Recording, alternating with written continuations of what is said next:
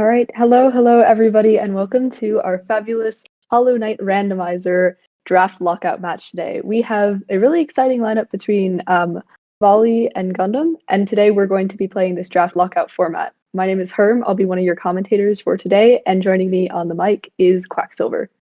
Hello, everyone. So for those of you that are unfamiliar with the way draft lockout works, in just a moment we're going to have our two runners draft 5 goals each, one at a time, and those goals will be theirs exclusively to mark on the board for the first half an hour of this race. And other than that, we are playing with normal lockout rules, so it is first to 13 goals in total, and if one player marks a goal, the other cannot. But the draft format essentially allows you to bank some goals to be marked at any time before they are all released at the half an hour mark.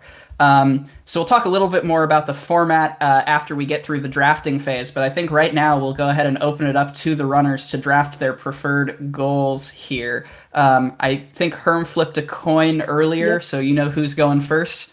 Yeah, so I flipped a coin, my classic Spanish series, and Volley is up first. So what's your first pick? Well, I should go with the easiest goal to mark. This is guaranteed to happen and pretty early. Oh, okay, I got robbed. I wanted to do that. Oh well, I guess I have to think now for a bit. Grab think now. Okay, there is a very, very much good goal that I want to get because this is bound to happen for sure. Yep, marking all the early stuff. Yeah, well, in 30 minutes, I assume we will have some vertical, and from set start, any vertical gets you to Howling Cliffs. That's an easy goal as well. Yes. I didn't know that. I thought the right claw doesn't, but okay. Anyways, there are still easy goals here, aren't they? A lot of easy goals, actually. I will go with Dream now, I think. I didn't see this one not happen in 30 minutes yet. Indeed. Well, some other thing that's doable with any vertical is City of Tears Squirrel Bench. Yes. Okay. Oh. In that case, I'm definitely taking this because I don't want to give you this as a freebie. I'm sorry. Indeed. And now we start using our brains. Yes. Now it's actually hard. Well, I'll just take a stroll. I'm going to right side anyway. Oh my god. Okay, that's a goal. Oh wait, okay. And there are still kind of easy goals, but there is. I guess since we will be in city anyways, this is gonna happen. I hope, but risky. But I am gonna take the chances. Well, I will believe that there will be a lot of cheap charms and cheap one-cast charms as well, hopefully. Oh, I do not believe that. Okay, I mean, I still do have to choose. There are four goals that I want to take. This part. Just get to them first. Easy. Easy. Sure. I think that I will yoink one of the randoms because I usually got pretty lucky. So let's go with Heavy Blow or Steady Buddy. The power of the even. 5 and 5. So that's our draft. So as you can see, Volley is marked in brown and Gundam in blue. Before we switch over to the race format, anything you either run or want to say in advance? Trash talk you'd like to get off your chest now? I mean, I will say in our last race, Gundam also drafted a random Octane, and that was the first check in King's Pass. So please don't happen again. Oh, it will happen. You know that it will happen. I also am pretty sure that you will yoink my nail too, but that's just because the seed doesn't want to give me nail upgrades ever. But, you know. All right, sounds good. Good luck to both runners. We'll you out here into the race thing and count you down in just a second here. So should we deafen? Yeah, let's go with that. Yeah. Good luck, Gundam. Good luck, fella. So as we count down the runners here, we can talk a little bit about the split claw format. Herm, if you want to take that. Yeah, for sure. So recently in the rando community, we've seen some wonderful developments by folks such as Pimpus and Flib, who have been able to sort of randomize the varying points of skills. And now we have split claw, which means that you'll get a right claw, which allows you to jump on right-facing walls, and a left claw, which allows you to jump on left-facing claws. Now, either side of claw will get you pretty much anything, but it's just dependent on how cursed you're willing to be to skip over to it. In general, left claw is a little bit better for getting around the map, so that's what runners will hope to see, but claw is pretty much the most powerful form of movement in Hollow Knight Randomizer, so any side of claw is something very exciting to get in a race. And you can also tell right away from some of these early checks that our randomization settings are a little bit different than what you have seen historically in Hollow Knight at Bingothon. We are playing with 2 new randomization options, even beyond Split Claw. We are playing with lore tablets randomized, and Boss Geo will also be randomized for this. So the lore tablets, as you can see, get added to the random pool, are treated like junk items, like other things, so you can pick up random checks and get told the scintillating lore in Teacher's Archives, for instance. And Boss Geo affects pickups like Vengefly King, Gorgeous Husk, and Gruzmother, turning those into random checks instead of just loose Geo. Yep, for sure. And so you'll see these runners here.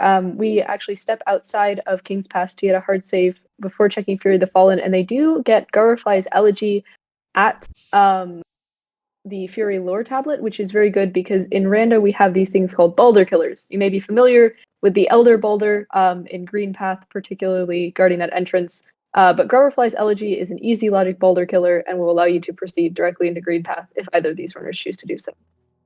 Yes, it's worth noting we are playing on the easy logic setting, which generally tends to require very limited speed tech in order to complete a seed. And sure enough, there's Heavy Blow right at the first stop. You love to see it. You love to see it. So that's an advantage to the drafter. It's there. But easy logic means that the seed will be completable with very limited speed tech. However, you are, of course, welcome to do whatever cursed speed tech you know, including killing balders with long nail, for instance, in order to proceed, if you would like to. We'll see a grubs check from Gundham here, and it looks like Ollie will proceed directly into Green Path. Oh, right Mantis Claw, 14 grubs. Now that is pretty big, as well as a Dream Nail. So those are some things, obviously those are some pretty high grub counts, but those are both items that are very nice as well as necessary to complete some goals. So Gundam's probably going to be on the grub saving train from here on out. Yeah, and having the early advantage, knowing that you need to save grubs early when there is something as powerful as Right Claw there, is a very useful informational advantage. Absolutely. Especially just the fact that, you know, Right Claw and that Dream Nail will allow for defeat 0, as well as, you know, looking later on to this board, we have some other Dream Nail related goals there. Lostkin particularly is painful, but having the ability to do it is quite nice.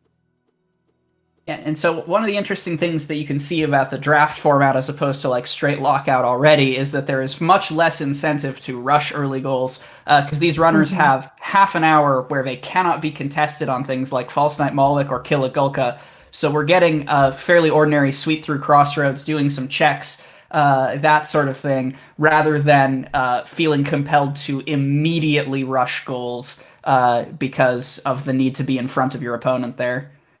Yes, exactly. And it's, as you can see, I mean, obviously Gundam found that Heavy Blow in the shop, but it would have knocked out, I think, almost all of his Geo except for 30 or 40. And so that's just not something you want to do. If you find something very interesting at a shop, you want to have the funds to work with that. And with 30 minutes, they're going to be finding enough money to buy the random obtains they need. And it looks like Wally's going to go check Grim Tent here. Yeah, an early Grimchild is always potentially dangerous. The logic was recently-ish changed so that, unfortunately, in this commentator's opinion, on easy logic, you need dash in order for Troopmaster Grim to hold your progression, but it's always kind of spicy to have that option floating around early. this is also as good a point as any to disclose that we did prepare a seed a little bit for these runners. They are, of course, completely in the dark about some things, but the rough sketch of the progression is known in advance to the commentators. Yes. So just, happy early Grimchild, everyone. Uh-huh. And that Pale Ore does guarantee sort of a nail too once you get enough money. It is over 1,000 geo to get those upgrades, but good that both of them find it. You'll probably see Gundham locking that down towards the end of the draft period. But yes, we're not going to see False Knight from Volley and some shops checks from Gundham here. Yep, so, no rush, but False Knight still represents a fair number of checks between the actual fight itself and Ancestral Mound behind.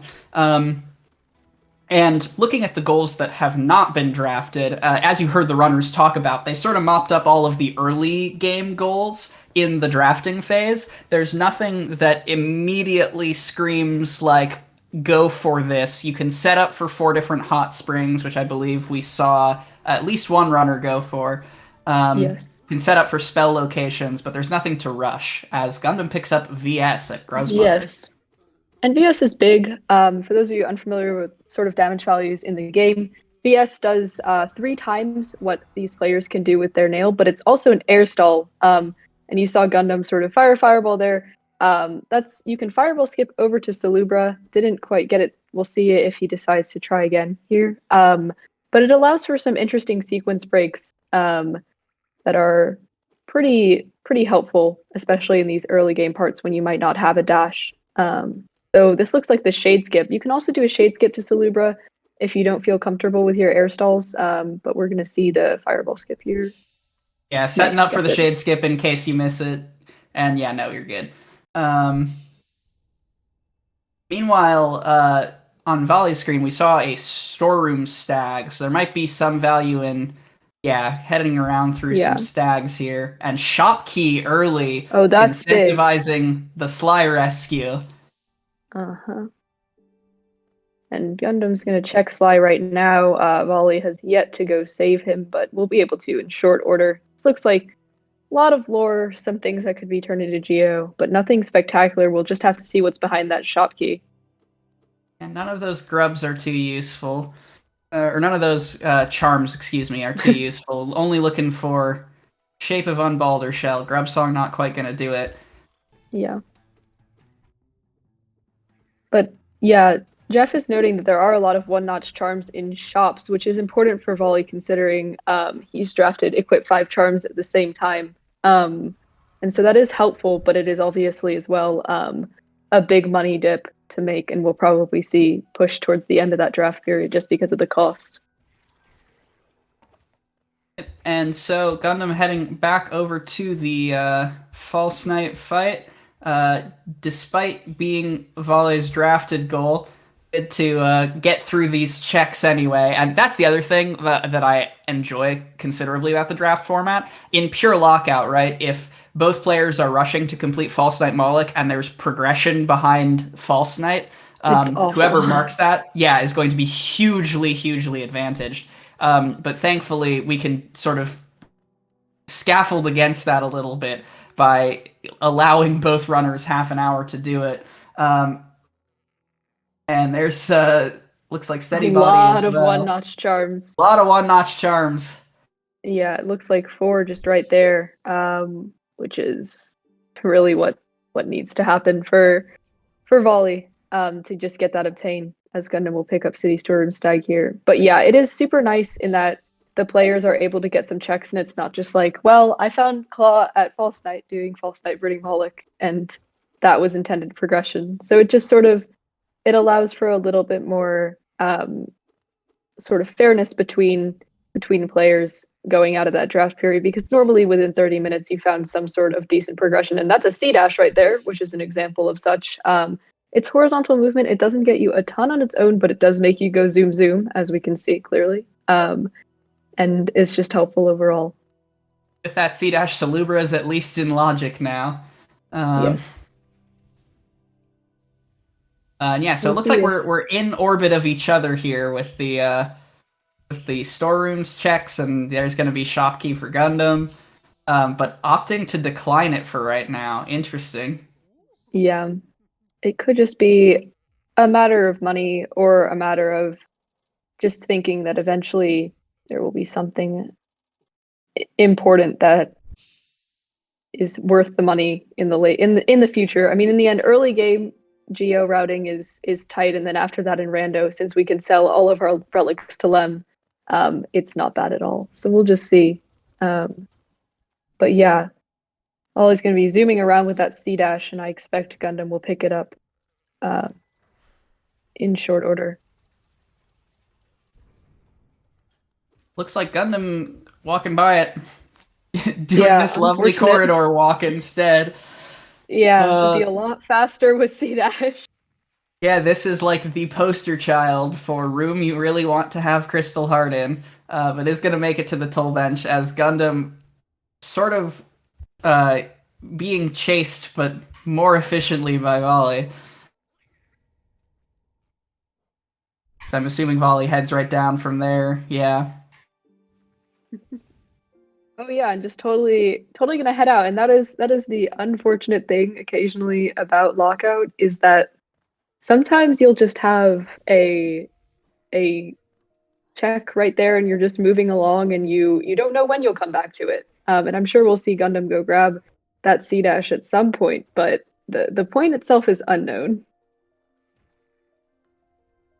Yep, so the other useful thing about this general storerooms thing is we've got access to all of our city goals now, because they tend to be on left side city, so there's Nail 2, there's Lem access for spend 3,000 Geo in short order, there is the City of Tears Squirrel Bench, which you can see Volley heading right for right now. So trying to clean up all of our city things, and there's the first grub save of, I'm gonna go out on a limb and guess 14. 14! From Gundam. Yes, that does seem to be the magic number for this seed, because claw is claw, and if you see it, you're going to start working towards it. But yeah, for now we're just going to see some various city checks. Yeah, Gundam doing the damage boost to the Lem egg right there, and we'll sell. Looks like picked up several relics, so we'll be in a really nice geo situation for spend 3,000 as well, which is a good setup. Yeah, the Arcane Egg in particular worth 1,200 Geo, so two of them basically paying for the entire goal in their own. While we don't have quite two of them, we've got a fair amount of relics on honestly both sides at this point. A little bit of sync up right there at Fury of the Fallen at the rafters. Yes.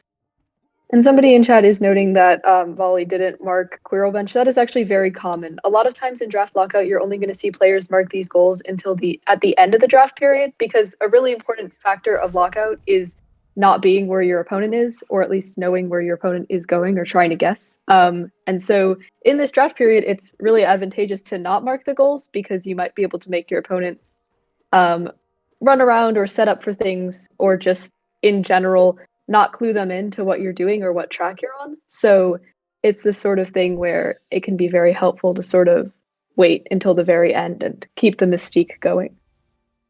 Yes, and generally speaking, in Lockout as opposed to Blackout formats, you are able to not mark goals for as long as you like. You're able to hide goals, with obviously the understanding that if they get marked before you, you forfeit the goal. But there is an element of hiding goals in general. We just see it much more commonly in Draft Lockout, as Gundam's going to clear out some shops, also getting that Distant Village stag that has been staring the runners down since the beginning of the game. Yes. And those stags, I mean, in the end, especially with Distant Village, and as we sort of saw with City Storms, a lot of times you'll have the check at the stag itself, which, there you go, get some Geo for less Geo. What a bargain.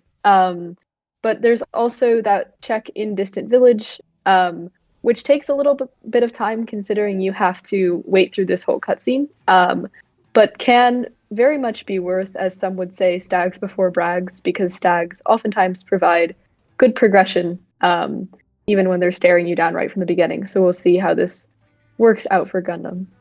Yes, and this check in particular, the Halina Seal and Beast Den, has a bit of a reputation because you can get to it movementless if you've got the distant village stag. But as you can see, having to sit through this entire cutscene in entering Beast Den is often a bit of a pain point when you're running around in the early game looking for progression. So it sort of speaks to the personality of whatever given runner you're looking at as to whether or not they go out of their way to check this early on in the game. And of course, since I made the seed, it's going to just be Geo, actually.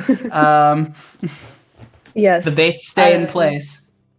They do. I always have thought to myself, the only movement that check takes is your patience. But it's the sort of thing where, yeah, I mean, at least it seems Gundam is extremely well equipped to spend 3,000 at this point will be no issue at all, and at any point can really just sort of, when ready to do so, we'll be able to run over and get nail 2 with the things that requires. So in a good place, but yeah, you were really hoping for that DV stag to lead you to a beast den with, maybe a dash or something like that. So it is unfortunate.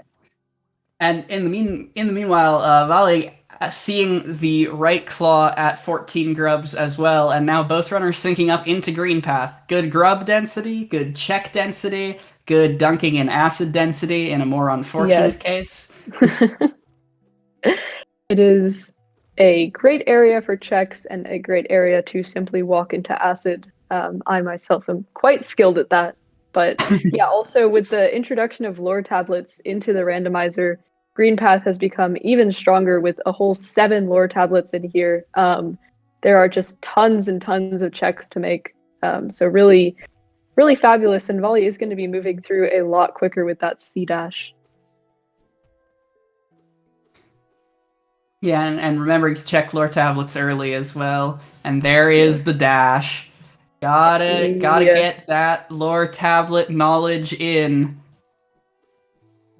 Yes, and Gundam missing the fireball skip, but interesting, is choosing to go around here instead of grab that squid pogo, which is quite unfortunate because as we can see, dash is right behind it. But we'll be able to go grab a grub over here and a few other checks. Just hopefully we'll eventually get around to that dash, because otherwise Volley's going to have both forms of horizontal movement on him, which is very unfortunate. Yeah, that movement advantage can spiral very, very easily, especially as we are starting to whittle down our time in the draft period. So pretty soon, all of these goals will be open season once more. Thinking about it, we've cleaned up a lot of them, but still, we haven't been down to Hidden Station. We haven't been down to 0. Haven't actually formally spent 3K yet. Though we've seen a fair bit of Geo every which way. No, very much so. And yeah, it's this sort of thing where a few of these, but I mean, Lore Tablet and Howling Cliffs does not seem to be in position of happening rather soon. And so we'll just have to see going forward. But yeah, unfortunate that Gundam is continuing to hang around lower green path simply because we all know that dash is right there and would be ever so helpful in getting things around, but we'll work on this Golka, which is easy to do. Good to have. Good to wrap up. Volley, meanwhile, showing off Thorns of Agony, one of the only truly dash-locked, just dash-locked checks. There's some very, very cursed, I believe not in any logic stuff you can do with Cyclone Slash to get it dashless. You can also do Claw C dash, but dash alone. Magalore skip to do dashless Thorns of Agony, the same person who did Ismas without Crystal Dash, made one that involves pogoing the electricity. So yeah, typically you want dash for the check. So now as we come up on this dash period, it's looking like really the seed wants you to get some grubs. I wonder if we're going to be seeing that impulse from anyone. We've certainly got enough stags to make a good chunk of the way there. We've seen Storeroom Stag, we've seen DV Stag, which is admittedly not good for grubs. No. But we've got all of Green Path available to us. with the dash and C dash, we've got all of Fungal, and with dash VS, you can skip to right side city as well, allowing you to get some more grubs even. Right. Yes, that's the thing is technically in easy logic there is a grub tolerance of 3, and basically what that means is that claw isn't in logic until 17 grubs are, but these players bear that absolutely no mind, as they know all the skips necessary to get plenty of grubs, or at least a good chunk, or I mean at the very least you're going to be able to head well towards that 14 and grabbing that dream nail along the way, which is certainly helpful. So I'm guessing we're going to be seeing some grub saving from both here. But yeah, we're just gonna have to see where Gundam takes this, how long he sort of unknowingly lets Volley run around without him having dash.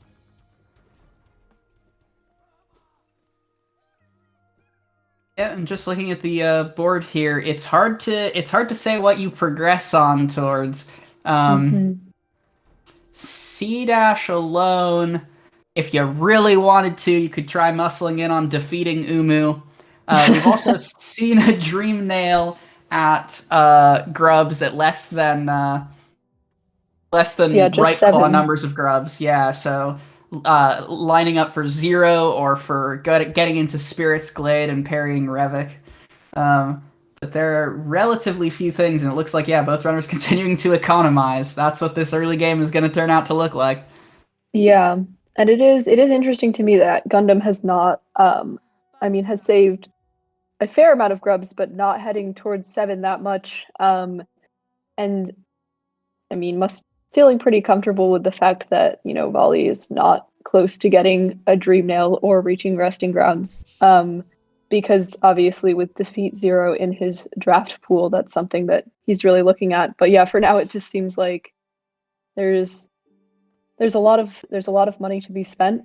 And there's a fair amount of checks. Yeah, and we just see that Shape of Boulder Shell mark from Gundam right there, finding it in upper green path at that lore tablet. So that's our first marked goal formally. First one formally on the board. Although we also saw Volley starting to clean up his drafted goals as well, with the equipping 5 charms at the same time. It is worth noting we've got about 6 or 7 minutes before the draft period is formally over. So we got just a little bit of time to hang on to those goals before we'll start to see the board turn many different colors, and this will cue Volley off that Gundam is right around in the same area, and Yes. Volley may erroneously believe that Gundam has all the same movement he does, which could be bad. Because if Volley really wanted to muscle through, he could probably check through most of Green Path considerably faster. Oh, for sure. And that's the thing, is it's probably Volley is probably fair to assume that Gundam's got in the storeroom stag, got in through Green Path, with that C dash. It's just sort of a logical progression that you can make. But in truth, Gundam has done many of the same things, but without his movement, as he continues to so tragically evade that dash.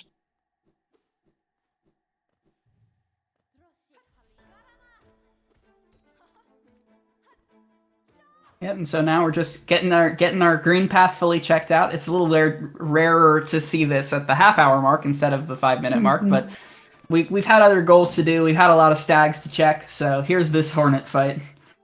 Right. And yeah, Hornet 1 is just a simple little fight that you can do. Only 225 HP. Ollie showing us those wonderfully equipped 5 charms. And it looks like Gundam is heading back. Reward. All right, will this be the C dash? Could this be the C dash? No, it could not. Apparently, no C dash today. Looks like probably a journey towards Nail 2, I believe.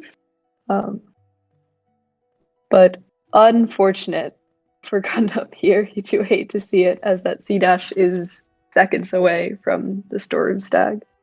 Yep, Gundam, unfortunately, with the commitment to dodge horizontal movement, you hate to see it. Yep.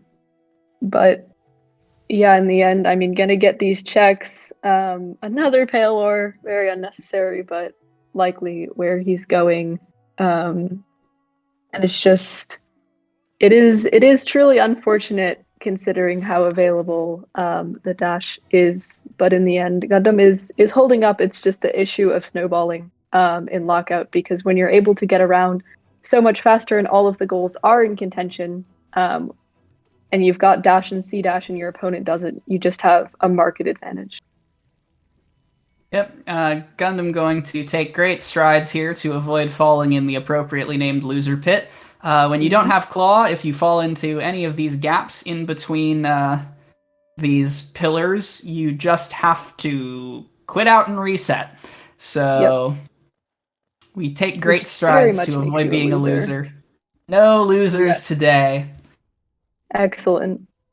No, runners like these two are here to show us that they are in fact winners, no matter what lack of progression may plague them. And Gundam's gonna get his nail 2 here, which will be a helpful damage thing.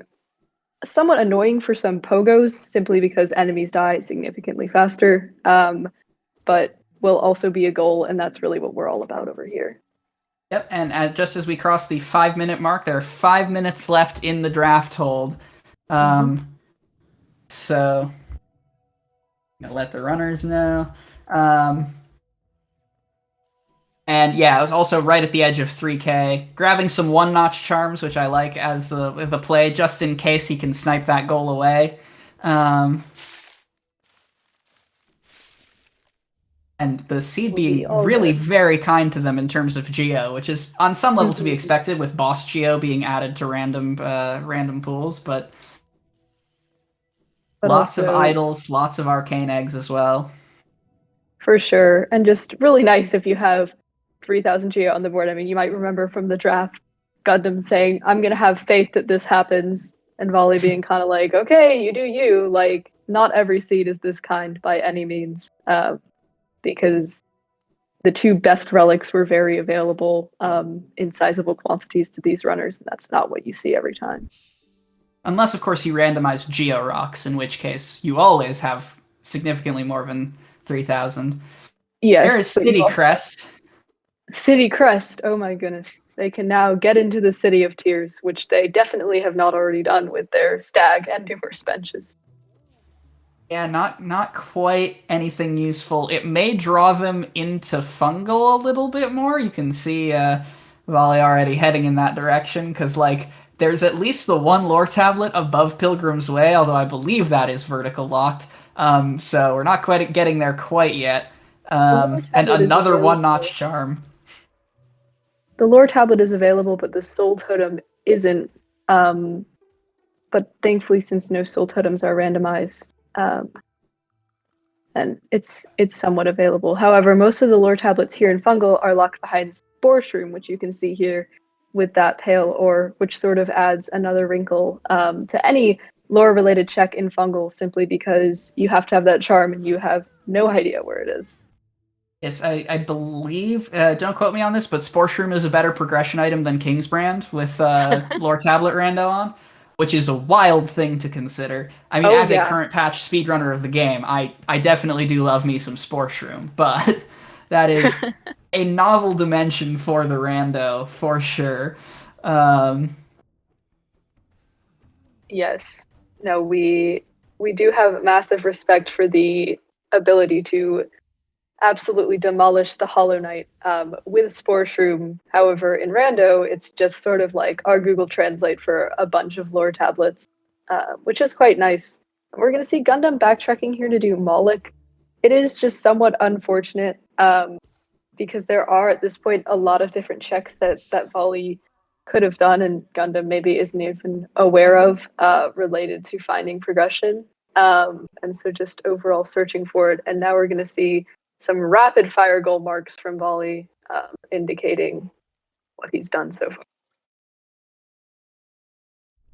Yep, and Gundam going ahead and following suit. Yep, so get all those goals marked up before the end of the draft lockout. Also having not marked Yolka, but maybe we'll see that in a second. I would assume so. I don't think Volley has done that, so I don't think there's any danger of it getting sniped, but that would be a really unfortunate way to lose a goal here. No, that would be quite tragic, honestly. And it looks like we may see the fabled lore tablet. Yeah, there's the Golka mark. Okay, no worries. We may see the fabled Squid Pogo over to this lore tablet, and it looks like at the end of the draft period, I think we're finally going to see a dash, which is very good for Gundam.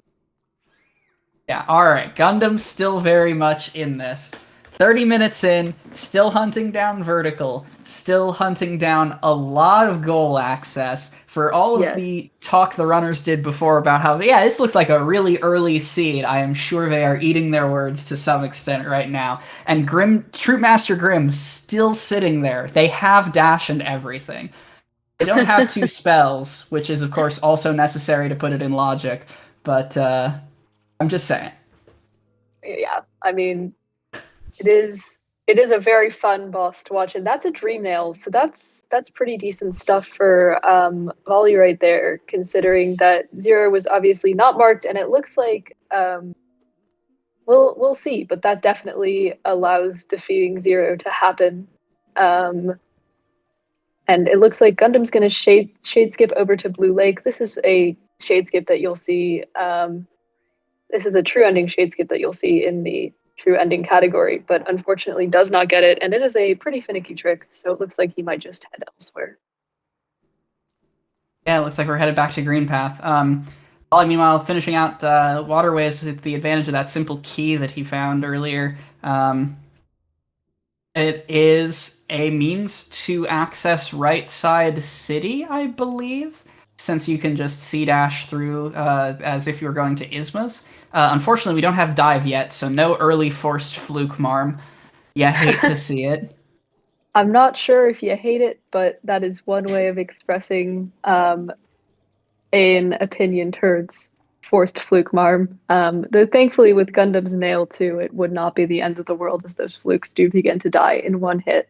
But yeah, Gundam is forced to do a lot of checks in lower green path here, just sort of cleaning things out, which is tough. I do wonder the rationale here for not just rushing grubs, knowing that they are there and that Dream Nail is so available to you. But hopefully we'll see something like that soon. Yep, so here is Volley heeding that advice, going to the elevator shaft down here into Broken Bridge. There are a couple more checks you can get here. Yep. And Gundam will check Massive Moss Charger and presumably save the grub behind there, which would be very good. Neither player is super close on grubs, which for Volley is something you're less worried about if you have faith that there's good vertical elsewhere. Simply due to the fact that, you can read the seed and say, I am going to call BS a little bit on 14 grubs. That seems quite high. And sort of just have faith in other vertical. But for Gundam, without a Dream Nail that Volley already has, grubs are probably your best bet. Oh, and there's wings. There is wings. There is our bait. So we're at the back of Green Path, and now we've got one vertical on the board. That easily puts enough grubs in logic to get you half of a claw. And that also, I believe, makes it possible, I mean, not logical, but certainly possible to finish out Beast Den. Thanks to the work of some tireless randoers, we have removed the claw requirement from Hera. You won't find it in any logic, but you will. It is theoretically doable. If you're interested in pain, then it's very, very available too.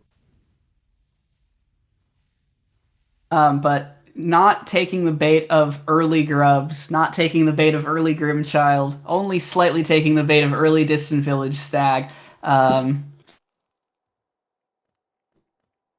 Yes, and now we'll be running and grabbing some grubs because, yeah, as Quack said, that claw is now very feasible to us at this point, and so we can just sort of run around. And I'm realizing at this point that Volley may be considering, or at least, I mean, I'm not just checking simple key, I guess, here, but we'll have the bench to go fight Loskin in an eventual thing.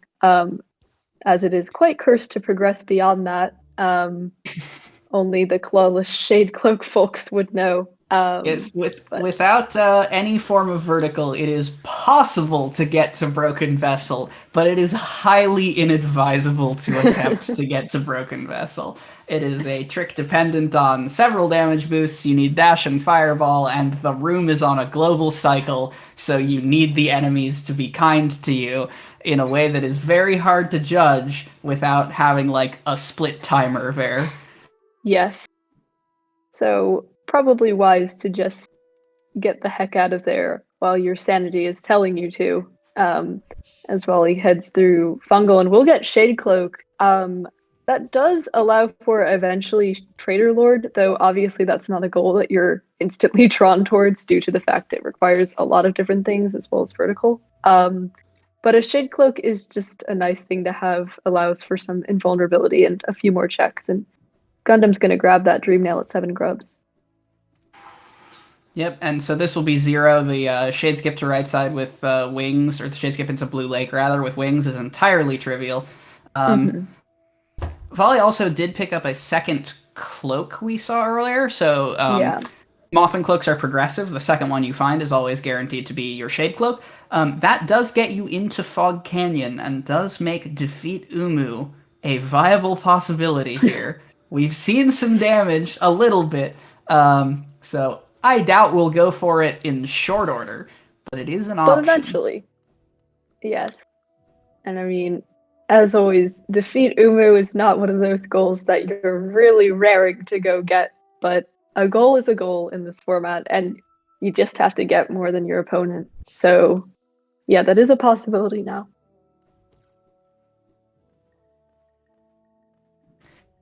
Yep, and so from here, this is going to be Defeat 0 in short order. It looks like Volley's going to clear out all of Fungal that he can, is my guess. Worth noting, you will see here, when we get to the claw pickup, there will be 2 pickups there instead of the usual one. That's the right claw and left claw checks. And going for this backup on the Mantis Pogo, yep. There you go. Very nice. Yep, and Gundam working his way through 0. We'll be able to get it. 0 only has a trivial amount of health. Not too bad of a boss, though slightly buffed based on Nail 2. Able to just do it mostly Nail only, as he doesn't have incredible spells at this point, with a Nail 2 hit doing almost as much as a VS. So that's the goal for Gundam, and he will probably have some fun hopping through the Dream Nail cutscene here, which will take quite a while. Yes, and on the other hand, we did see Valley pick up Shade Soul, which curiously puts Troop Master Grimm in logic now, with dash and a level 2 spell. We're seeing him take the Distant Village bait that, again, has been present from the beginning of the game, but good to get that out of the way now, rather than just forget about it and have it be something hugely valuable in the late game. For sure. Yes, Quack would like to make the public service announcement of you can go do Troop Master Grimm.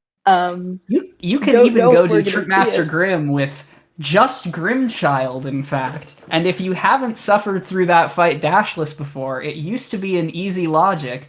It used to be a rite of passage back when I was a child. something, get off my lawn.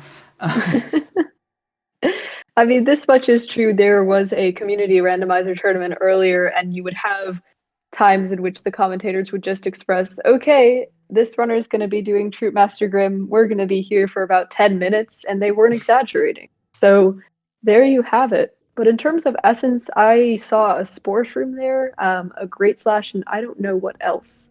A King Station Stag is nice too. Elegant Key as well at about 400-ish essence, which is good for Kill 2 Soul Warriors. Kill 2 Soul Warriors is technically doable without Elegant Key, but it requires doing a sizable chunk of Colo 3, which most people would simply rather not do. So it's treated for the most part as a goal locked behind Elegant Key. For sure. And without a dive, Gundam can't head through crypts to go to right side, but I actually just picked up a King Station Stag at Dream Shield, so we'll be able to grab that Stag right there and getting a simple key, which is always nice. And and wraiths, which is great damage. Now, Grim logical for both players. 2 spells, all you need. No. Vali is still trailing, hunting for this vertical. Looks like his intuition is leading him to the correct place, though. We are going to see his wings momentarily, maybe? Nope. Spoke too soon. Cursed it. Complete commentator's curse from Mr. Quacksilver over here. Vali will be heading down into Fog Canyon as Gundam's going to head towards the elevator shaft and into Basin. Quite likely at this point, we're going to be seeing a journey, at least in the direction of where Vali was, generally able to set up for sit down and hidden station. I believe you need a shade skip without claw to get up there, but you can also just get the right claw you can see eventually and hop up there knowing you have wings. And Vali very smartly saying, okay, the seed gave me Shade Cloak. What can I do that's actually locked behind Shade Cloak? And goes to that first check in Queen's Garden. You notice him lever skipping there, but it is not necessarily... that is not a setting for logic, because lever skips are a setting that you can toggle on or off. So the Shade Cloak is what was necessary to access it. For sure. And it's nice. I mean, the lever skips are helpful, obviously not in any logic, but allow for you to go through a bunch of stuff that you would skip on a patch 1221 speedrun, and sort of head over. And it looks like this is going to be hopping up towards, as we like to call it, the Basin Simple Claw, which we've already revealed to be bait. And we'll see if Gundam proceeds towards Broken Vessel here. It would be a bit of a spicy Lostkin fight. You got base Vengeful Spirit and base Race. However, with an upgraded Nail, it is not too bad, all told. There are a couple of speedrun categories that do Broken Vessel with Nail 1 and unupgraded spell. So Nail 2 is much less problematic in that sense. For sure. And Ollie's going to be grabbing those wings. It looks like is going to lure this Vengefly on over. This is a skip that takes a while. It is a spicy skip, but it allows you to get over to Howling Cliffs, which will get him that lore tablet in addition to a bunch of checks. So obviously a play that takes a bit of time, but could pay off in a very big way, as well as getting him a goal. Yep, and the reason this is a spicy skip is a little bit less because of the difficulty. It's basically just one Vengefly Pogo to get up an otherwise inaccessible chunk of wall when you've got wings, but mostly because, as you can see, the Vengeflies are very, very slow. And so if you get your Vengefly to dunk on spikes, it is a very long reset of the trick. Yeah, but no trouble here, as speaking of trouble... yeah, a bit of a Jinkies moment from Gundam here, going through Broken Vessel, but able to heal up some, seems to be on a better path now, but was on one mask for a second there, which was pretty scary. Yeah, never any doubt. Of course. And still, the reminder of not charging that C-dash up does let us know that, yep, Gundam still never got that C-dash, which is obviously unfortunate, but he's able to handle himself perfectly fine with dash. It's one of those things where you have the speed upgrade of some kind. It's usually pretty okay. And just a seal at Broken Vessel, but we'll see. This is probably going to be the Lostkin fight right now. Yeah, so that is the that mask shard was the Howling Cliffs lore tablet there. So gonna go up 6, or gonna go to 6-4 here, soon to be 7-4. So despite not having that horizontal movement, Gundam still very much in the driver's seat for this race. Yeah, for sure. And especially just doing Lostkin right now. I mean, even though, as we discussed, even though this fight is going to take a little while, Lostkin does have a lot of help with that, a vanilla Cyclone Slash. I think it was. That's wonderful. I believe we have now seen all 3 nail arts. Correct me if I'm wrong.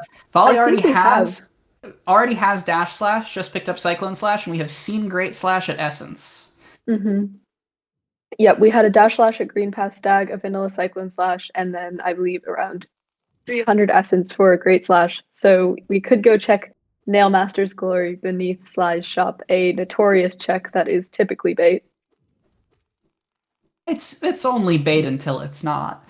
That's true. It's shades of the old Abyss Seeds of yore, where you'd get King's Brand in the first 5 checks, and then you'd agonize about how it was clearly a bait to go to the Abyss early, because nothing good ever happens down there until the 1 seed where it's your claw. Most certainly. Oh, and this from Volley is truly unfortunate. So as we've mentioned before, one thing you really don't want to do in Lockout is follow your opponent. And that is kind of what's happening right now, because as Gundam is midway through this Lostkin fight, which does take a while, Volley is heading up towards Broken Vessel, which is obviously a time-consuming thing. So we'll see how much time is wasted in doing this. But okay, considering that Lostkin has just died, we'll be able to sort of head out. We'll probably see a quit out here from Volley at this point. And hopefully there is no hiding on the marking of that, because the worst thing that Gundam could do is delay the mark and get it sniped away despite having beaten the goal, or having actually acquired the goal first. Honestly, even if the positions were reversed, Shade Soul's kind of nice, but so is Nail 2. I feel like even with considerably less of a head start, Gundam could have taken that, but looks like Gundam is delaying this mark just a little bit. Yeah, really, I hope for not too long, because it is one of those things where it's just you are on a time constraint here. Volley has Shade Soul and is working through these fights. We'll grab that Elegant Key, so we'll probably see Gundam heading towards 2 Soul Warriors in short order. But yeah, we'll be anticipating that Lostkin mark. Yeah, no, it could be trying to save to keep some other goals able to be marked. If we get 3 Revic parries, I think we're going to see 3 Revic parries and Lostkin marked in short order together here, but time is running out on that. Let's see how it goes. Get good parries, Gundam. Alright, that's the 3rd. Okay, so there's a mark, but mark still on no Revic. Lostkin mark. Did he just miss the goal? That could be very unfortunate. But I truly contemplate. I mean, I suppose to think about it, I mean, Lostkin does provide the most essence out of any boss in the game at 400. So he may have simply thought, okay, I'll go do Lostkin, but I would contemplate just sort of doing Lostkin out of the blue without seeing it as a goal, as it is fairly time-consuming.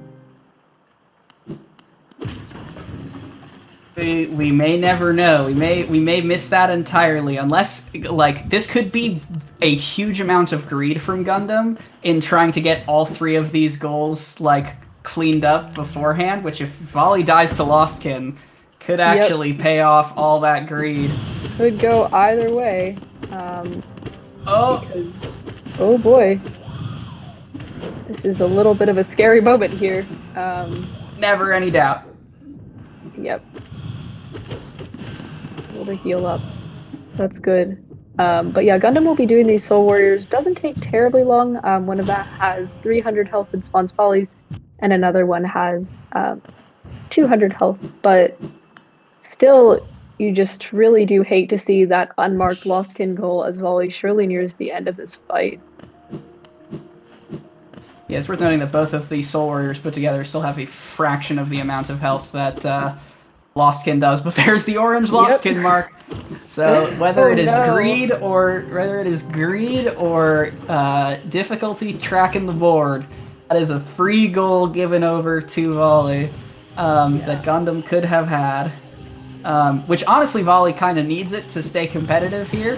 Gundam looking about to go up 8-5. That's starting to be the danger zone in terms of you can chill and force your opponent to make suboptimal plays just in order to get goals, in order to keep up. Right. And this board is pretty low on random obtains, so in the end, just being able to sort of plan things out en route, it's pretty easy to find a static path to victory once you do enough checks to just get where you are. But with Wing Stash, I mean, there's a lot you can do, and it's just unfortunate as Gundam grabs those 2 Soul Warriors. But yeah, truly good for Volley that happened, as it will keep him in things a little bit. Yeah, it's we'll have to refer back to that after the match. But so what's next in terms of goals to mark? You got, looks like Volley setting up for Tiso quest here. Tiso, yeah. Also can get you hot springs. Are accessible now with the vertical we've got. Umu's still looking kind of nice. Fungal Core Elder requires at least 1 claw. 3 different spell locations could also be what Gundham is going for. Yeah, that looks somewhat appealing at this point. We've seen, the VS check and the Shade Soul check, so collecting this Desolate Dive check would be his third. Yeah. And that's truly great for Gundham, as it's pretty much right on route. And so, yeah, I mean, other than that, at this point, we don't have a dive, and that claw is still at high grounds. We haven't seen anything else, so we can't look into things like Flower to Elderbug either. Defeat Umu, as we've said, is only available to Volley at this point, and also just not an appetizing goal in general. But yeah, it is interesting to see where Gundham will go after this check.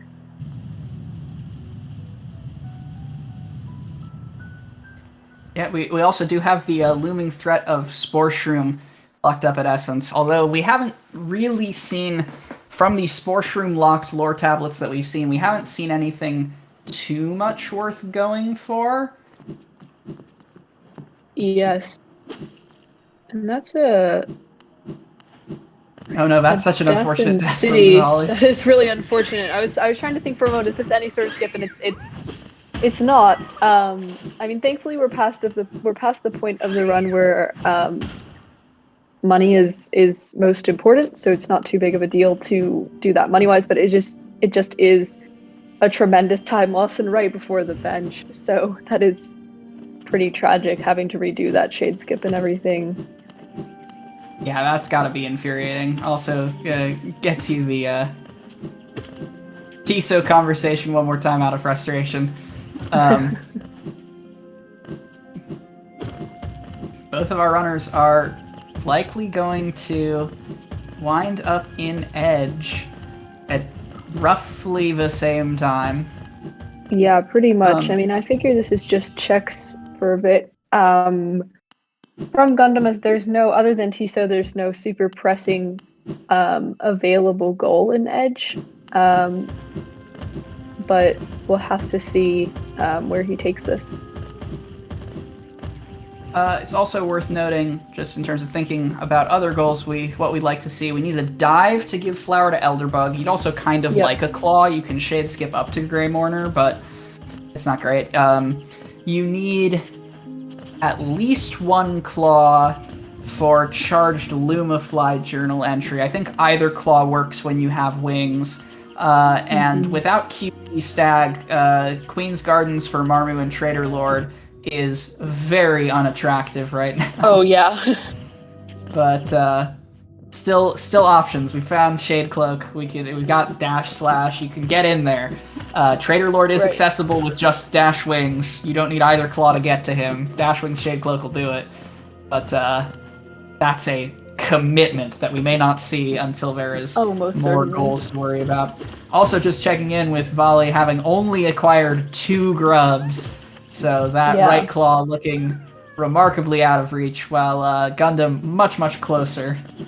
At 9, yeah. I mean, at this point, if you're Gundham, it's definitely worth contemplating whether you just sort of, make some checks to see if you can possibly find that miraculous left claw anywhere, and if not, you just sort of power on.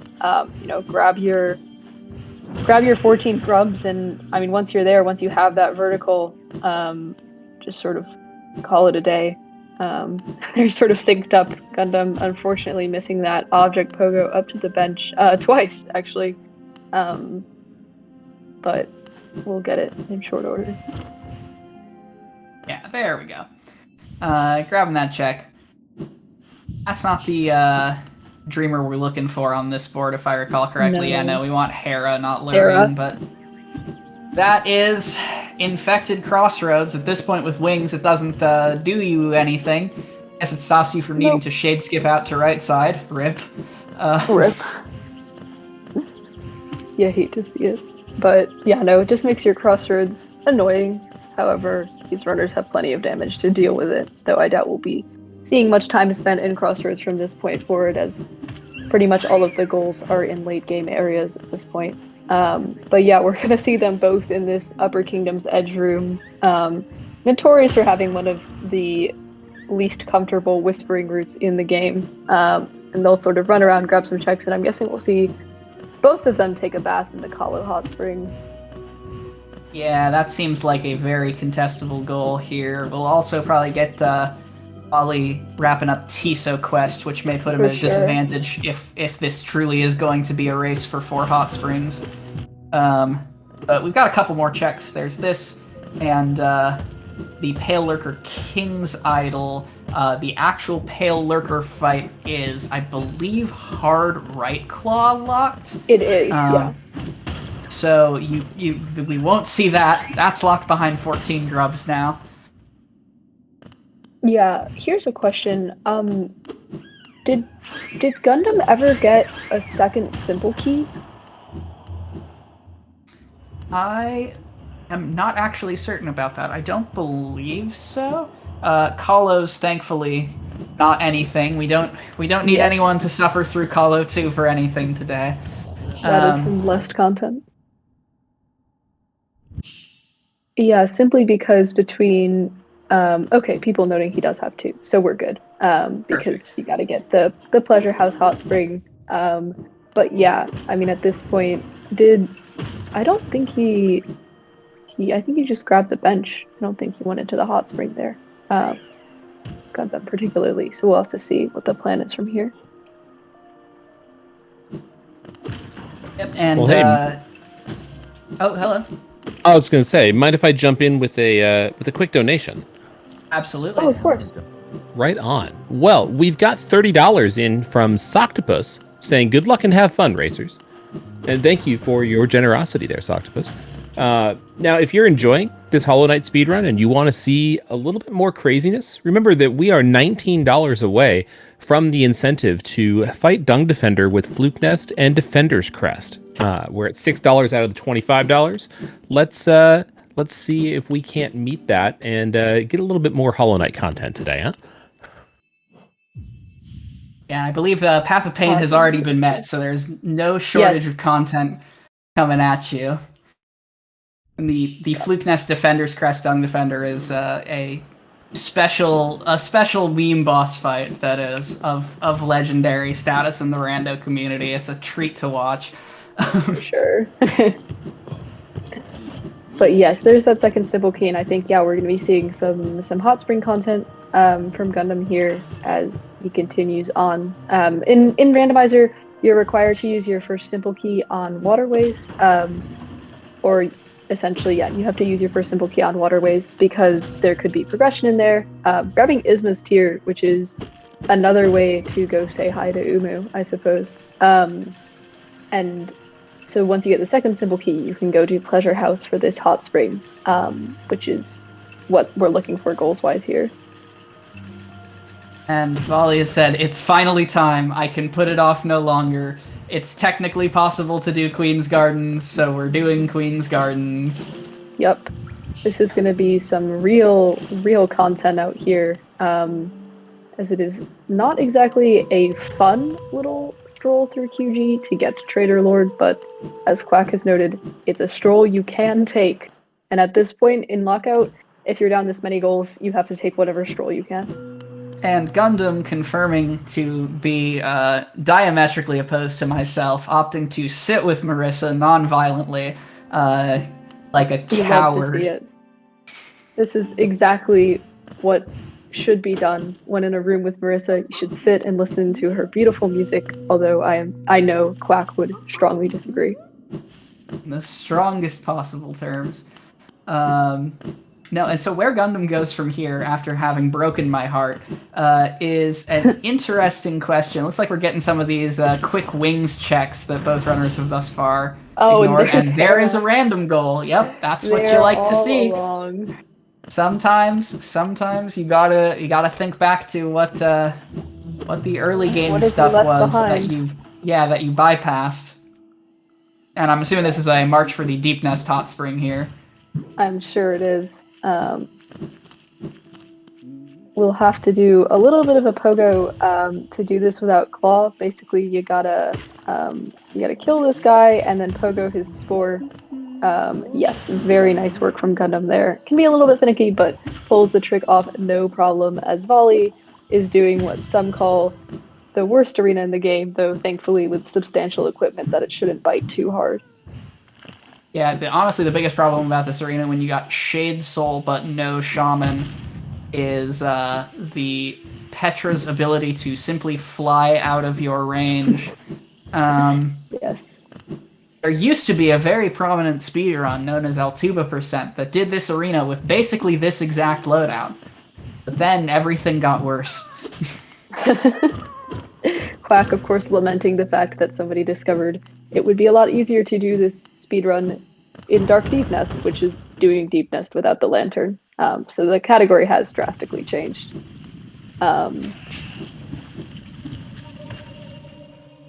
And speaking of Deep Nest, although the light section, this is going to be a quick jaunt to the 4th hot spring here from Gundam. Looks like Volley getting the quick grub, but at 3 grubs, it's safe to say that he is resigned to hoping to find Left Claw. Yes, and that's the thing is sometimes in a lockout setting like this where you just know that you're always against your opponent at all times, it's really hard to look 14 grubs in the eye and say that's a worthwhile investment. I mean, obviously, in a blackout setting where you're with a partner, you're doing all these checks, there's just a lot to do. It's a lot more appetizing, but at this point, I mean, 14 grubs is just such a huge time investment, and with wings, you just have to have faith. So there's the final hot spring from Gundam at Kahlo, and we'll see that marked. So really putting him on victory's doorstep here with just a few things left. Yeah, so we have not yet seen any way to bow to the Fungal Core Elder or check Void Heart or give the flower to Elderbug. So you can shade skip to Hidden Station without a claw. Although at this point, I'm thinking if you're Gundam, it might just be prudent to rush grubs to get the half claw you need. As we're seeing. And has 2 more grubs left in Crossroads. You can get that's very easy. And after that, can pretty much just grab a grub from wherever. And yeah, you're at 14. You can go do Fungal Core Elder, and then probably double up on, or you can just double up on Umu and charge Lumafly for the win. That's 2 goals right next to each other. And there's Marmu, so that's good from Volley. Yeah, meanwhile, Volley has to run around QG and get all this stuff in order to make it happen. Just in order to have a fighting chance. It's looking, barring some chain Umu deaths or a very quick left claw into snipe of some things, or a very quick Umu snipe, honestly, just at all. It's looking like this could go Gundam's way pretty cleanly here. Yeah, for sure. And it just is tough because, in the beginning, Volley had that advantage with the C dash that Gundam never found in the dash, but it just totally depends. Gundam finding those wings so much earlier, as well as, just being quicker to essence and seeing the path on some of those goals, chaining them together, just overall gave him the lead. Yeah, there's this last grub. The chat message, grub ignorers never prosper. I have gone on record multiple times saying grubs are the only souls worth saving in Hallow Nest, and we are going to see that devotion rewarded here with exactly 0.5 Mantis Claws. Oh yes. And while I cannot agree with Quack on his idea that there are no other souls worth saving, as I am of the persuasion that there are many worth saving, Mila, Marissa, any ghost, all the grubs, all these sorts of things, at least we can agree on the fact that 14 grubs for a right Mantis Claw is a trade worth making. And we're going to see Hidden Station right here. Yep. And very, very quick, like, this could be an Umu race? I don't know how fast Volley's gonna get Trader Lord down, and certainly if Volley dies to Trader Lord here, which yikes. Yikes. 2 massive damage. And a boss that walks into you. Yeah, if he gets caught by the do nothing but walk attack, it's basically over. Yeah. And there's Hidden Station. That's the walk attack. Alright. You hate to see it. It is tragic. And it's, opting for Soul Eater instead. We'll probably see Fungal Core Elder here. Although, maybe not. It looks like Gundam is electing to do Umu at this point. Fungal Core Elder would have been another pretty chill goal to close things out. But yeah, the Trader Lord death is just very tragic. It is unfortunately a boss that the more spells you have, especially if you have a D-Dark, it can feel very smooth, but also with that ability to walk into you and deal 2 massive damage upon doing so, it can get really brutal quite quickly. Yeah, between the double damage and the fact that with rando equipment, I have noticed there is a tendency to want to sit back in the fight a little bit more often than like some of the speedrun routes that just like stay on his face the whole time, and that means you have to deal with the orange Scythes attack, which is a fake attack, to be honest. It's just the spread of the Scythes is very painful to deal with. Yes. But Gundam is going to give us the Umu content we so richly deserve. Yes. From the very beginning, we have wondered, when will one of these runners choose the true path, choose to defeat the orange jellyfish, Umu? And the answer is no. We're going to see it. It's going to happen. It has been available for most of the game, curiously, much like Troop Master Grimm. So unfortunate. You know, Quack, I spent like several minutes scanning the board for Troop Master Grimm before I just remembered your conviction. And I now understand. But Umu in this case, not a boss you're going to do of your own volition most of the time, but when it's on the board, and you'll run around for a while.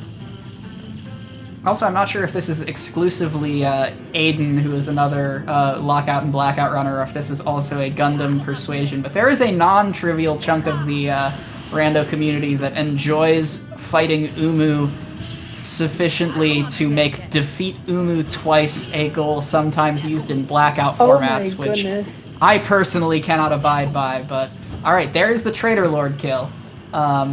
If you check Mom, you're probably forfeiting the game here. Yeah, alright. So it would have taken a very, very heads-up Umu rush, but and for Gundam to sort of drop the ball here.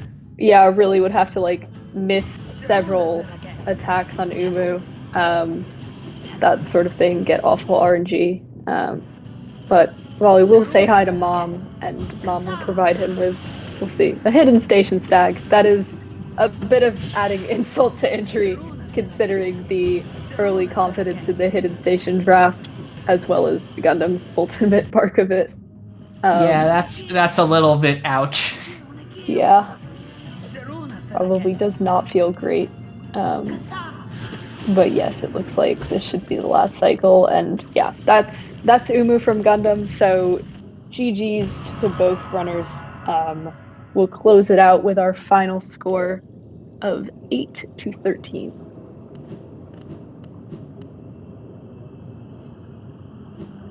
Can I take this time for a quick announcement? Absolutely. Wonderful, because we just got a $19 donation from Anonymous saying good luck to both runners. So thank you very much for that. And with these $19, we have met the incentive to defeat Dung Defender with Flugnist and Defender's Crest. So thank you very, very much for that. You love to see it. Yeah, so what order would you like to do the incentives in? We'll get the runners in here. And we'll figure out our incentives in just a sec here.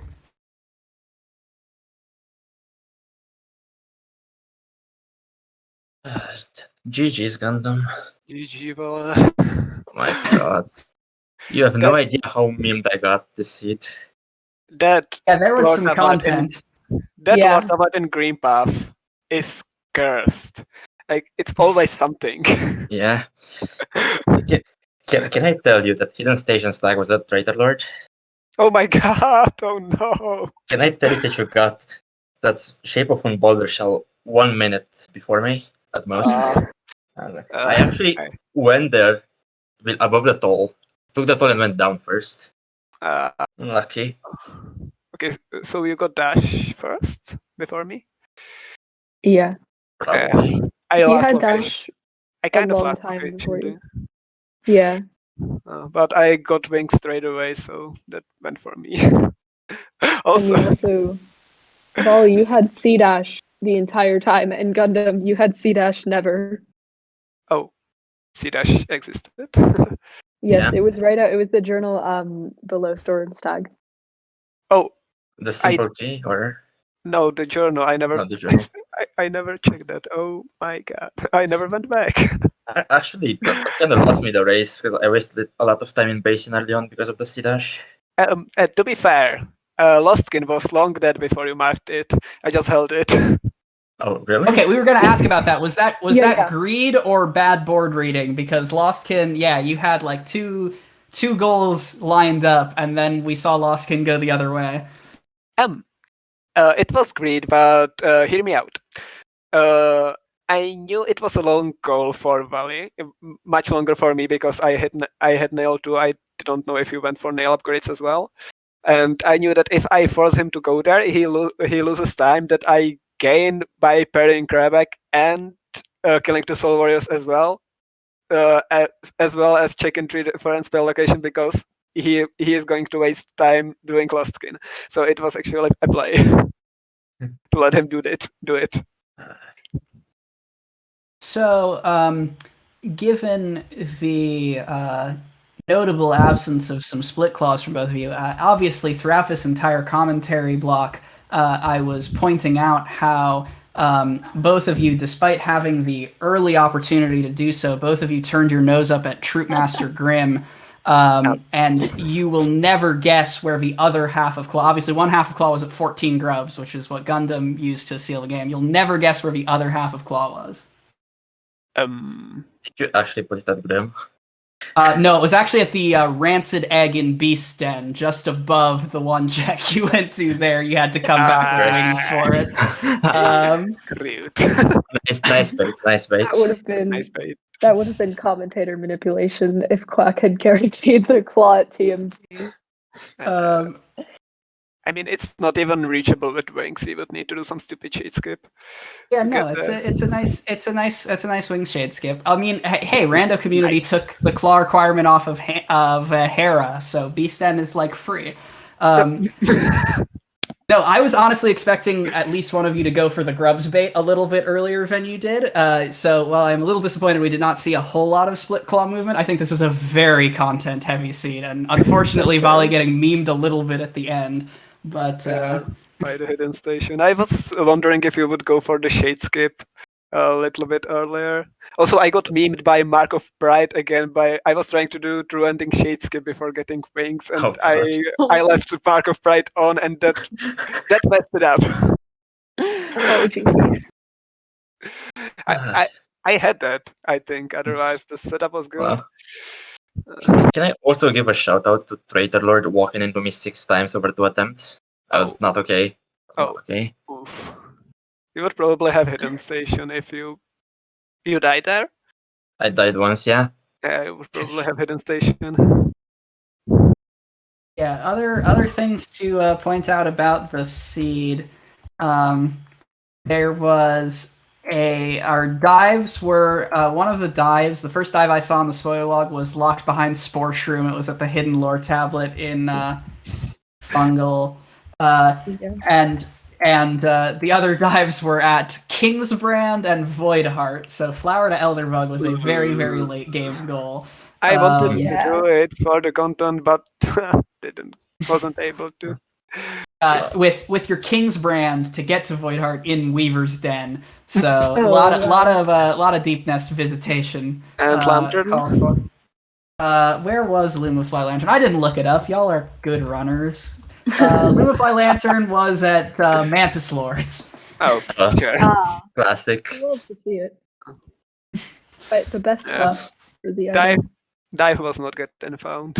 Nope. Yeah, no, the dives were kind of buried, which I felt was worth it for some of the other content here. But yeah, GG's to both runners. A fantastic race. I think we've got both incentives in front of us to make happen. So how do you want to do this? Are you racing the Dung Defender fight? Do you have a separate save for Path of Pain? What's the plan here? We have separate save for Path of Pain, but I would do Dung Defender fight first. I think Vala has that save for Dung Defender. I don't. I have a save, the same one for both of them. Okay. Cool. So should we pass back over to Bingothon staff? How much setup time do you think you'll need on that incentive? Or it looks like we're already coming through. Okay, great. Excellent. Now, actually, just a quick thing, if I may.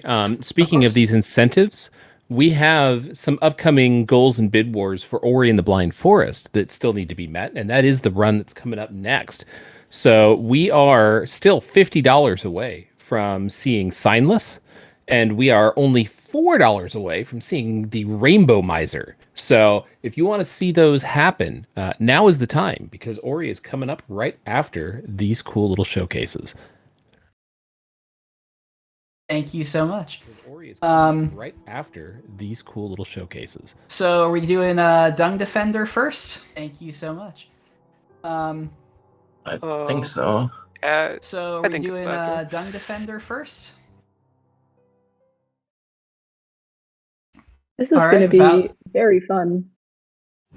So, Vali, do you want to talk a little bit about the history of this fight? I actually don't know the history entirely. I just know I've seen Aiden do this exact thing while we were waiting for setup during the Prendo tournament. You probably know this better than me because you were older in the community. Yeah, basically, this is the Dung Defender fight. So if we could just get Vali's stream up, if that is possible. This is a meme way of killing down Dung Defender, but it's not possible in the vanilla game because it requires Defender's Crest, which is usually, of course, doable only after you have after you've beaten Dung Defender. But this was like the setup % waiting room for the Lockout tournaments of yore, popularized by a runner by the name of Aiden, who went on to, I think, win one bracket of the Lockout tournament. So this is just a fun little meme fight, which Vali's going to do here in just a second. It's going to be a race. I think both of us are going to do it. Oh, fabulous. No, I am not gonna do it. I don't have a setup. Fabulous. I'm sorry. I didn't think that was a race. Wait, don't you have all charms in the Path of Pain?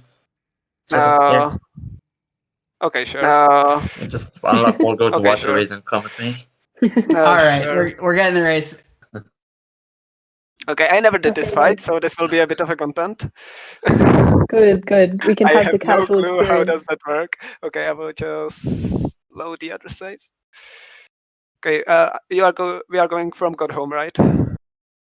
Wait, Or vanilla. I'm actually at vanilla. Okay, sure.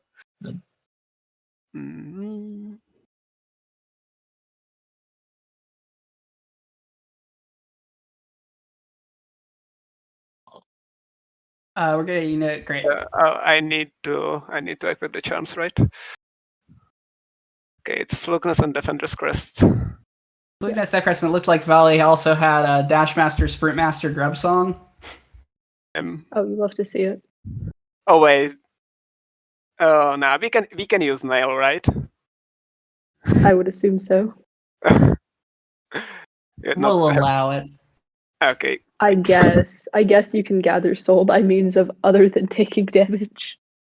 Okay, I'm closing up upon the Tank Defender. Where should I stay?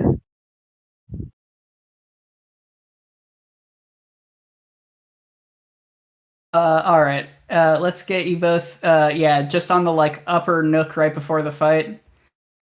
Yeah. All right. Yeah. Both. I will get a ready from Valley in chat, and we'll count you down. Uh,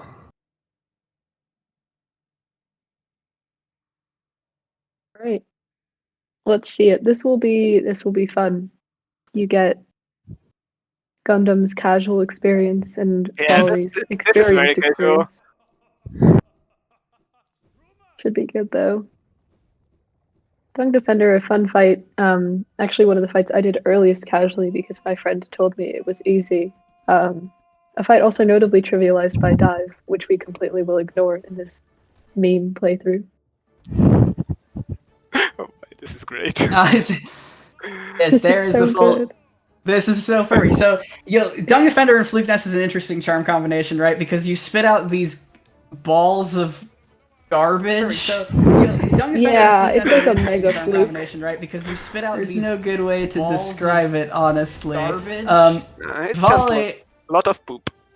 Yeah, Volley is going, I see. We missed one charm in the setup. Volley is doing it Dream Nail only. So you see two interpretations of the content here. Yeah. Oh, Dream Nail only. Dream Wielder and Death Crest Fluke Nest. So this is the purest form on the right side. Gundam, meanwhile, learning the fight, already at the stream skip. We'll blame Nail for that. Showing how you can do this at home with your own nail. Staggering Something Dung you can try out. Defender. Staggering Dung Defender with the impact of the Dung Fluke is something that I have legitimately never seen before. And you know, that's the content that we the people want. Exactly. Yeah, exactly. You can try this one out at home. You can have a fun time with friends and family. Putting poop bombs on the poop boss. It's the little things that make Rando beautiful, you know? Mm-hmm. It's like killing Gruz Mother with Weaver Song before she wakes up and having all of the Gruzzers fly out of the room and you wondering, wait, where did they go? You could start to see some of the very intense high order strategy here in where you line up your poop flukes. Oh yes. No, there's notably, a lot of thought that goes into this. Notably, neither runner going much for the contact damage of like your own Defender's Crest, although that aura does do 1 damage per tick here. And a remarkably synced up kill there, honestly. It looks like most certainly. Nail just taking a slight edge over experience in this fight. Nail did you guys plan that as the pickup? Because that's beautiful. No, that's just random.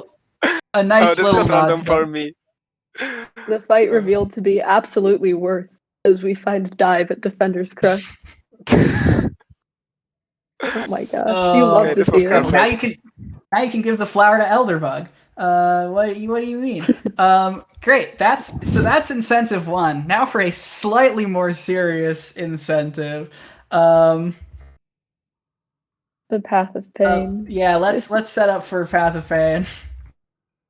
So for those of you who are familiar with Hollow Knight generally, there's in order to achieve the true ending, you need to go through this place called White Palace, which was my personal hell. Took me over 9 hours. I almost tipped over a heavy couch, that sort of thing. But for those of you who really enjoy the content found here, there's the Path of Pain, which is just an area of pure difficult platforming that some folks really enjoy.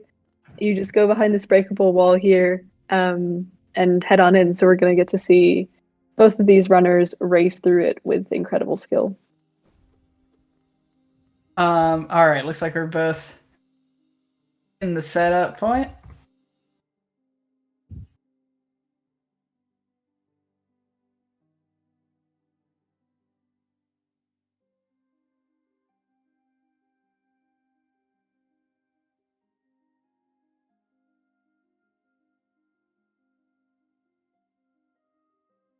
Checking quick charm check.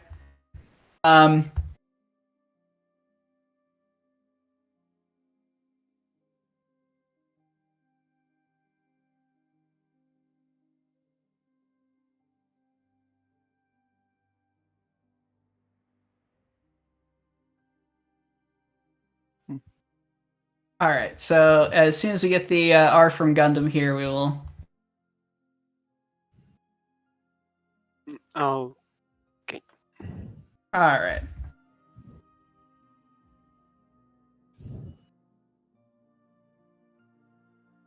All right, so this is Path of Pain. I don't know offhand what the world record is for. I believe it's 205 and change from Shy. Yeah, there has been a down to the millisecond grind for this because it is obviously just a 2-minute speedrun, so it's one of the most fiercely optimized things out there. I don't know if either of these runners have a leaderboard time. Gundam, have you submitted to Path of Pain before? No, I haven't. I just did a lot of practice today, and that's what I'm going with. Also, Sharp Shadow.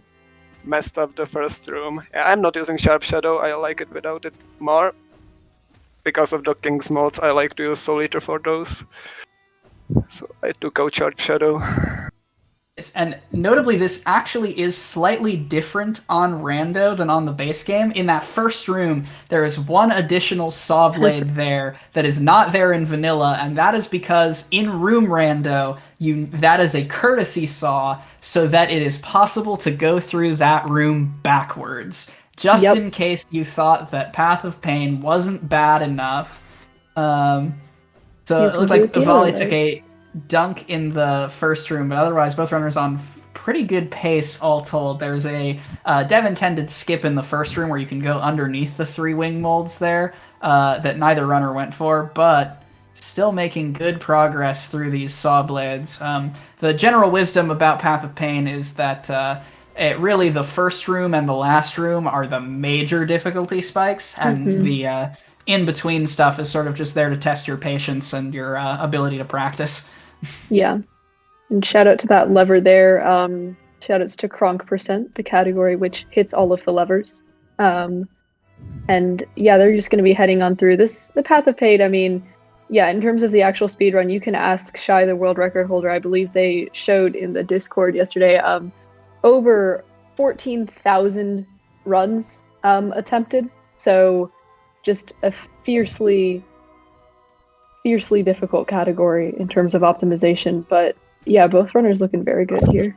Resetting a cycle here. All right, so here we're on to the last room, looking at remarkably the same point with Gundam on that cycle reset, and yeah, you see dash out there to get some good spikes. Okay, I'll try to cycle once more before trying to do it casually. Oh no.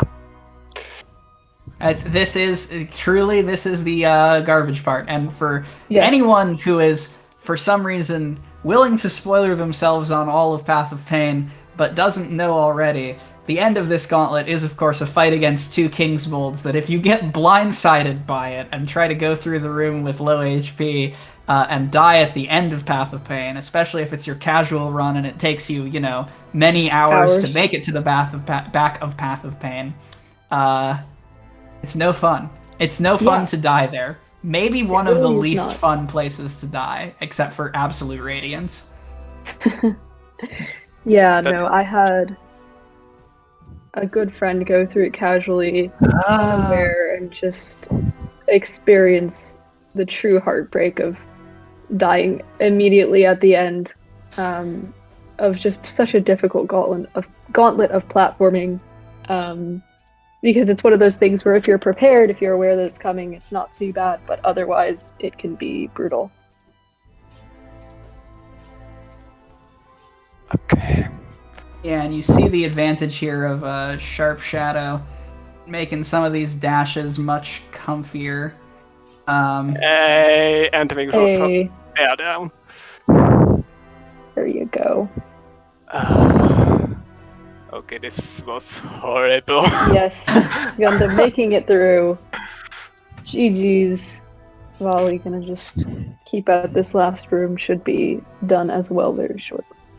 Seeing that cutscene, yep, you did the entire Path of Pain for the king looking at his kid one time. Hope it was worth it. The things we do for affection. Things we do for lore, be fair. Honestly, randomize the Path of Pain end cutscene when. Get the modders on that. That would be so funny. Be like hit Fury of the Fallen, and then you just have like the Pale King looking at the pure vessel, like okay, and then it all fades. I think the additional benefit of that randomization would be having it in the same way that just happened to Gundam, spawn you outside of the Path of Pain in White Palace. Yeah, no, that's half the fun. All right. No! No, Jinky! Oh my god! Oh, Jinky. Volley in chat saying, okay, we don't talk We don't about talk about this. So, both of the runners did an excellent job completing the Path of Pain with no issues. Oh my.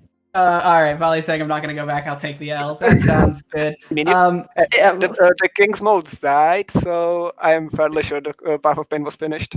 Yeah, no, Pat, legally completed. Yes, absolutely. But that has been the Hollow Knight block, more or less. It just, as we're on our way out, we'll let the runners say their last piece, but I just want to take a quick sec to shout out everyone that has been involved in making and developing the Hollow Knight Randomizer mod, that Hamothity, all of the generations of modders that have come after, Flib, Pimpus, Aiden for doing generator work, an entire community of people, I'm probably forgetting several names, have come together to make the Hollow Knight, in my opinion, one of the best randomizer experiences out there, and generally just an incredible way to play through the game. And it is always a treat to commentate this. Yeah, anything runners want to conclude with? I have to say that before I joined Randomizer, I was at something like 200 hours of Hollow Knight, maybe. Now I'm at 1,200. So it really is addicting. I'd like to say I've never taken more than 2 damage in the final room, and, well, it just happened today. Yeah, we had a prep race before this, and we both did sub 4 Path of Pain. Probably even we had a sub 3 in some practice races before. This was just a bad luck, I think. I swear to God, we were 1-1 before this, and then this happened. Yeah, to do my little closing out, I just like to say, like, I would like to thank the rando community not only for like the tireless development and just extension of this game to involve so many things that provide everybody from, hey, I just saw some YouTube video of a randomizer, let me try this out myself, to dedicated racers with an opportunity to play this game in such a fabulous way, but also just to the community of runners for being so open and so interested in helping folks out, helping folks get a start. I mean, I can never forget Volley sitting through me doing my first ever blackout. It was just tremendously helpful. And through this community with its previous experience in a massive lockout tournament, but just continuing on and continuing to spread their love for this game in such a positive and beautiful way. And so I just send tremendous love to the randomizer community and to the Hollow Knight community, particularly the speedrunners as a whole, because we're a pretty cool bunch. And if you've ever wondered what it would be like to be part of a little Hollow Knight community like this one, I can just give you the largest possible recommendation. And of course, a big thanks to Bingothon, and a best of luck in raising tons and tons of money for a great cause. We are so lucky that we got to commentate and race today, and we wish all of you the best in continuing this great event. Yeah, shout out to Bingothon. Put all your energy into, I believe it's Ori Randomizer next, keeping the rando block going. I think that's it for us. Thanks, everyone. Mm-hmm. Thank you. Thanks. Yeah, thanks.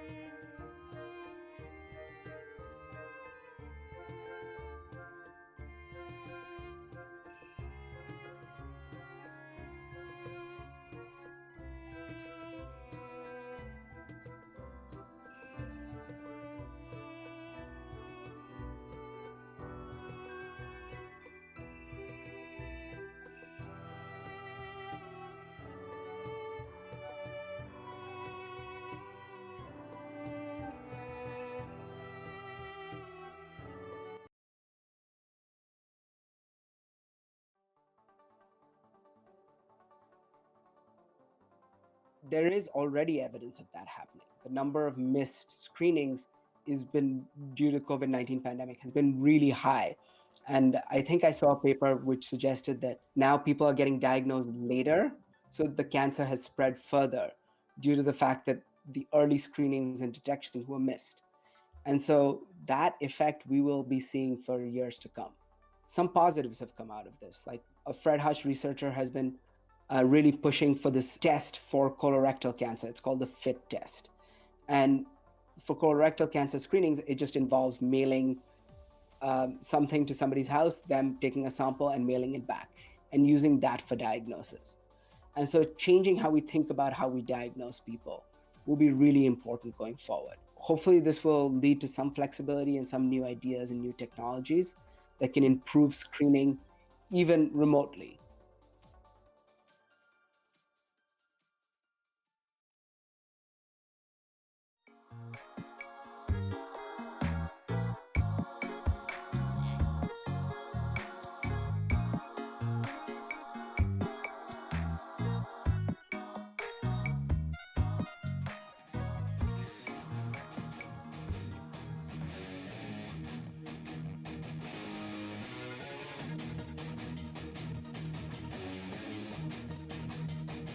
Was that a race or was that a race? I really enjoyed myself. I hope you did too.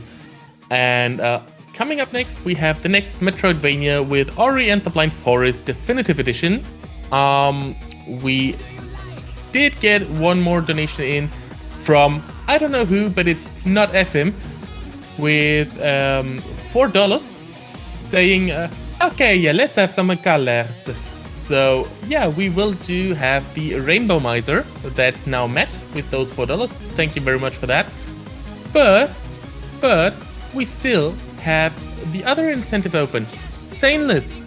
We still need the whole $50 for that. So please, people, get your donations in for that, because not only will we get one more incentive met, but also this money goes to Fred Hutch, which, if you don't know, is a research center that was named the Coordinating Center for the COVID Vaccine Prevention Network in July 2020.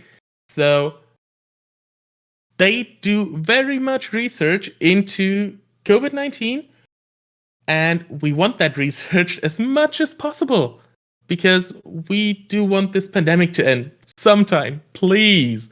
So if you have any money to spare, as little, every little bit helps. If it's $1, it helps. So please, if you have anything to spare, get those donations in. And if you do it during my shift, I will do them in some kind of accent. I don't know which I'm going to do in the future, but you will get some accents out of me for your wonderful donation. All the accents. So yeah, if you want to hear some accents and if you want to help Fred Hutch, please get those donations in.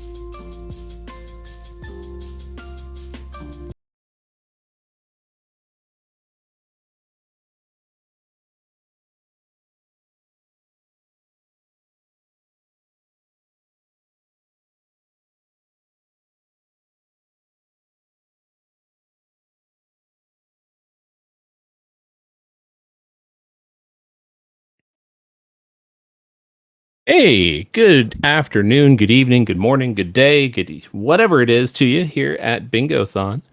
Nordic Soy here, and as you can see on screen, we still have a number of host blackout bingo incentives to go for. And I figured, you know what? I'd like to tell you about the fact that it's 60 degrees Fahrenheit currently at San Francisco, California. Today you'll see a high of 60 degrees Fahrenheit with a 3% chance of precipitation. Sun and clouds mixed with a high around 60. Winds out of the west-southwest at 15 to 25 miles an hour. Tonight you can look forward to seeing a low of 51 degrees Fahrenheit. 10% chance of precipitation, mainly clear. Winds out of the southwest at 10 to 20 miles an hour. Tomorrow, sunny with a high of 68 degrees. 9% chance of precipitation with some clouds in the morning, and that'll give way to mainly sunny skies for the afternoon. Winds out of the southwest at 15 to 25 miles an hour. And, just to keep an eye out on things, make sure that you are aware that there is grass pollen in the air at a moderate level. The air quality index is good, but the UV index is very high at a level of 10, so get that sunscreen on.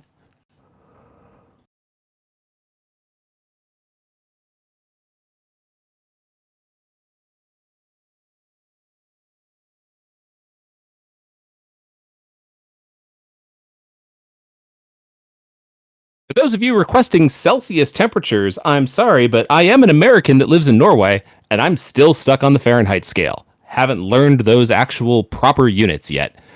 The only thing that I can tell you is that 0's cold, or 10 is cold and 20's not, 30's warm and 40's hot. So there you go.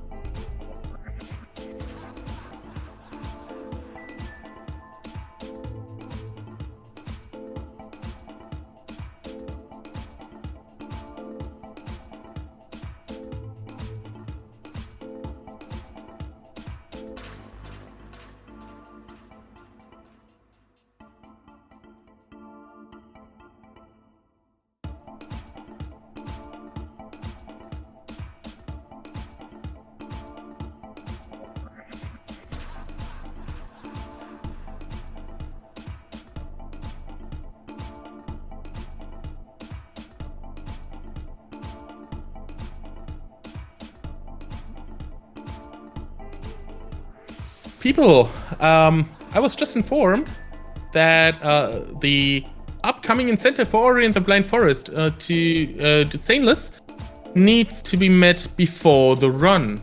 And, that's the very next run. So, could we please get that met? Like, now? Thank you. So we are still looking for $50 to get that met.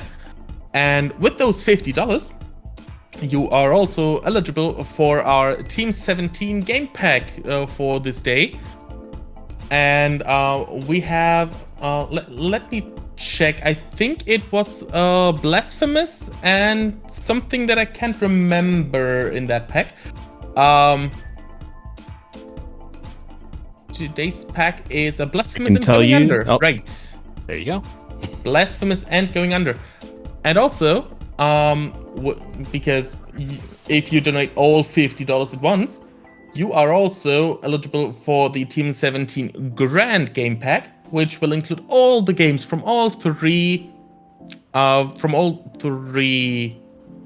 days of game packs, plus some more. So you could get a Blasphemous, Going Under, Monster Sanctuary, Narita Boy, Neon Arbis, Overcooked All You Can Eat, Rogue Heroes Ruins of Tezos, The Survivalists, Worms WMD, and Yooka-Laylee and the Impossible Lair. That's an awesome list of games, and those are well worth $50. Those are worth way more than $50, so if you want them, please get your donations in. You know what else you can get with that $50? What? Any other prize on the list, including a 12-month Xbox Game Pass Ultimate, or a copy of Nier Replicant, or a Fred Hutch merch package that has a ton of cool stuff in it, or, the most blessed and cursed prize of them all, Bingothon mugs. That's really blessed. Definitely. I want some of those. Everybody wants the Bingothon mug. Yeah. They're awesome.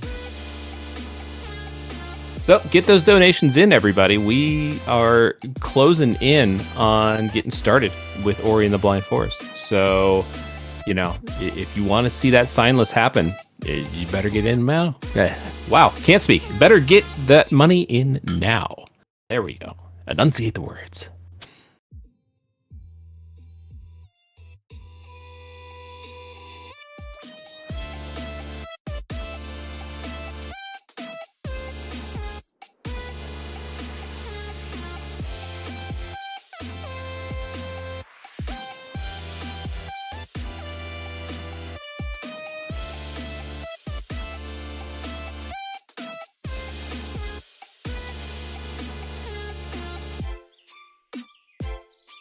And with that, we are told that we're good to go.